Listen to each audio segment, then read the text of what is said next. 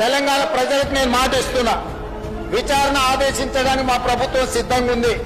ఆనాడు సిరిసిల్ల శాసనసభ నియోజకవర్గంలో నేరెళ్లలో ఇసుక బాధితులు దళితులను లారీ ఎక్కించి తొక్కించి చంపి అక్రమ ఇసుక రవాణా చేసిన సంతోష్ రావు వాళ్ళ తండ్రి రవీందర్ రావు గారికి సంబంధించిన నేరెళ్ల ఇసుక మాఫియా మీద విచారణ చేయడానికి మా ప్రభుత్వం సిద్ధంగా ఉంది. అదేవిధంగా అధ్యక్ష,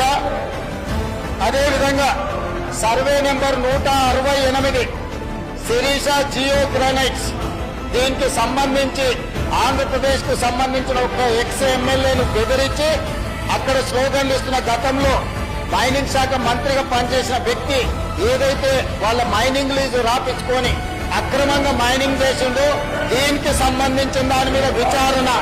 అదేవిధంగా మిడ్ వెస్ట్ గ్రానైట్స్ కు సంబంధించి ఈ రోజు రెవెన్యూ మంత్రి గారిని బ్లాక్ మెయిల్ చేయాలని ప్రయత్నం చేస్తున్న ఏ శాసనసభ్యుడైతున్నాడో వాళ్ళ తమ్ముడి పేరు మీద ఇల్లీగల్ గా మైనింగ్ చేసుకుని వారి దగ్గర మైనింగ్ శాఖ ఉన్నప్పుడు ఏదైతే illegal mining mid west granites కు సంబంధించి ఏదైతే దోపిడీ జరిగిందో వాళ్ళ తమ్ముడినే స్వయంగా పెట్టి ఈ దోపిడీకి పాల్పడ్డాడు.